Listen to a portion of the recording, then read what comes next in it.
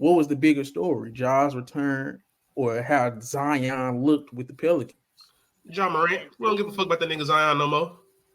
Niggas are starting not to give a fuck about that nigga Zion no more. We done seen this shit a couple of why do times we care this about season. Ja though? Why we care about Ja though? Because the That last team time was we seen trash. Ja, he had a Not gun even in his hand, not a basketball. So that's crazy that the first game he done came back, he outplayed everybody, literally. Not just on this team, He on didn't the really whole outplay court. Ingram, in my opinion. Are you sick? He did, but not really. Ingram played a hell of a game. I was about to say, if anything, you could say that Ingram may have been the only one, but for still, I get what Ray said. Nigga, you ain't played. Ingram was out playing him. That fourth quarter came. Ja said, "Hey man, yeah."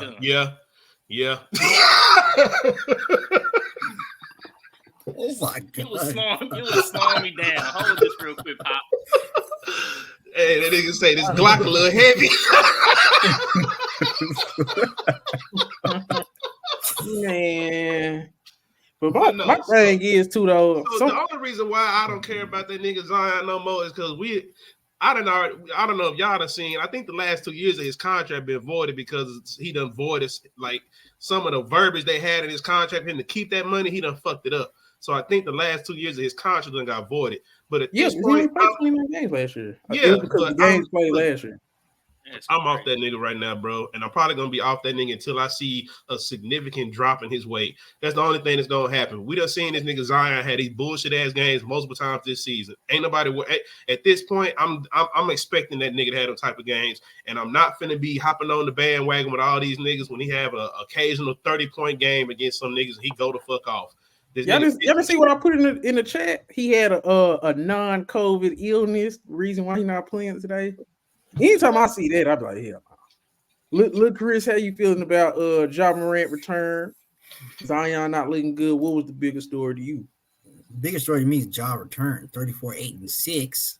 First game back after you ain't played since what, April last year? April last season. Like you returning, coming back and doing that and hitting the game winner. That's something. That's gonna be the biggest story. Okay, let me ask this then. Can they still make the playoffs or the play-in?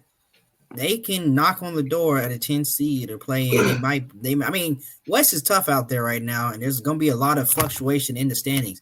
They get into that play-in, that bottom tier to play-in. Nobody's going to want to play them. Nobody's going to want to play them, but I mean, can they do it? Yeah, they can do it. I think they can do it. But if you just look at the standings right now, DJ, clearly I think they can jump the Jazz. Yeah. With the Warriors, I'm sorry. Did they have that good game against Boston the other night? Yes, they did. But what have we talked about? They can jump the Warriors.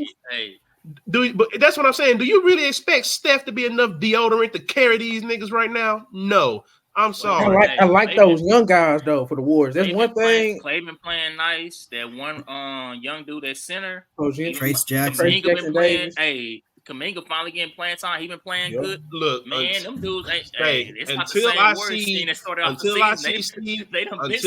Steve Kerr use these young dudes consistently, and they actually start doing some work, we can have this discussion another time.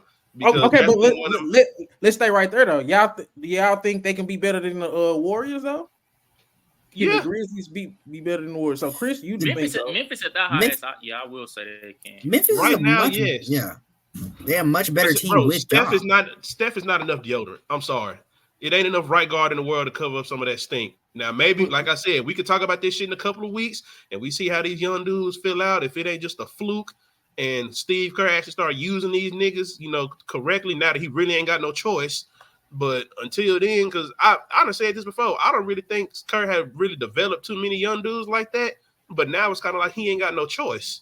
He has no choice. Already developed now. That's the biggest difference now, Chris. At first, he was getting them raw. Like Kuminga, he was raw. But Moody was ready. Podziemski was ready. Trace Jackson Davis was ready. They out of college 2, 3, 4 years. So he getting them that's ready. Cool if you getting them. That's cool if you got them raw. But it's like the fact that I still saw no development. Hell, how many years has he had Kuminga?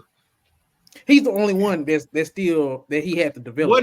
Wasn't Wiseman? Didn't he have to develop him too? Who? Wiseman. He gave up on him. He didn't play him. He gave up on him. Well, we see why since he been with Pistons. I mean, what do you want? You're the number 2 overall pick. You can't play on the Pistons, and I don't know what to tell you. He's not good. That's just what it is. He's not good.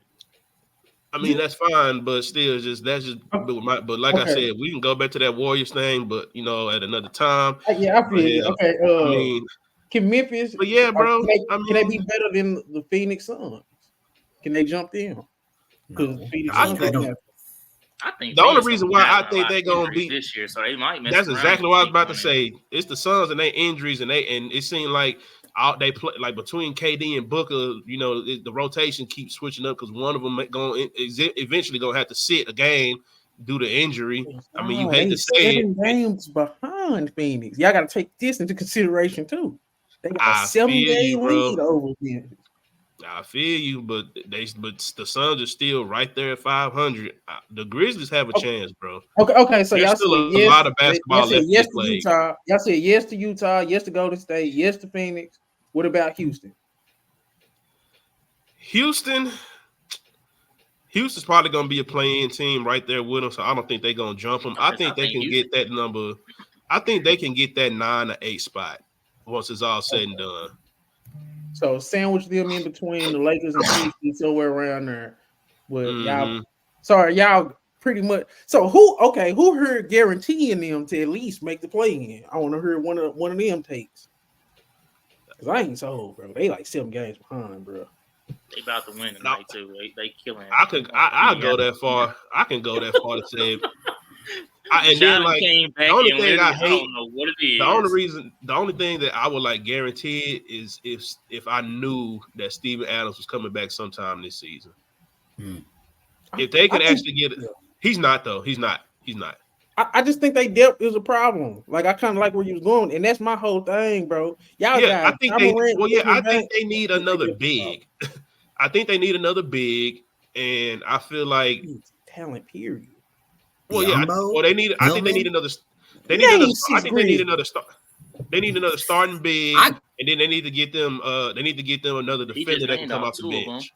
I can name 6 Grizz. You got Roddy. You got Bane. You got Ja. You got Jaren Jackson Jr. You got what's that dude? Conche.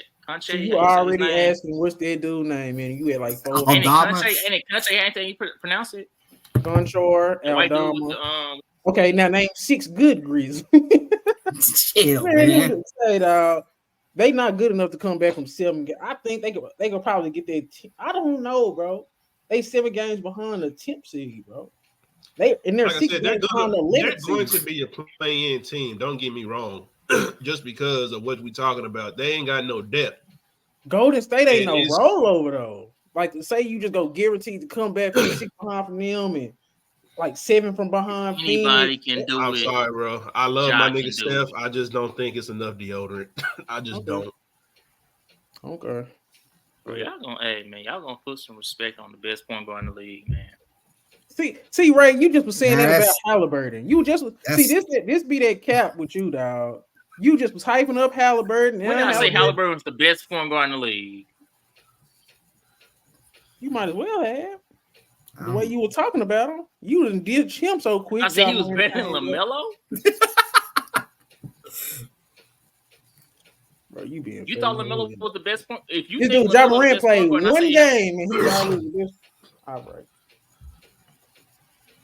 I still think we ain't about to. We know what Ja is. Now Halliburton, that's a different conversation. But Ja, we know what Ja is when he on the court. Okay, start bench cut. Ja Morant, De'Aaron Fox, Jalen Brunson. You say who? Start bench cut.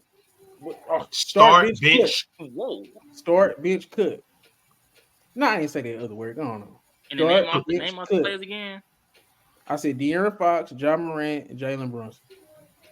I'm starting Ja, I'm benching Fox, and I'm cutting. Thank you, Ray. That wasn't hard. You can really switch around Fox and Ja. You can switch Fox and Ja, but Brunson's getting cut every time. Brunson's getting cut. I'm sorry. I don't know why you should. Okay, start bench cut.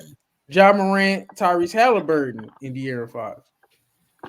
Halliburton's getting cut.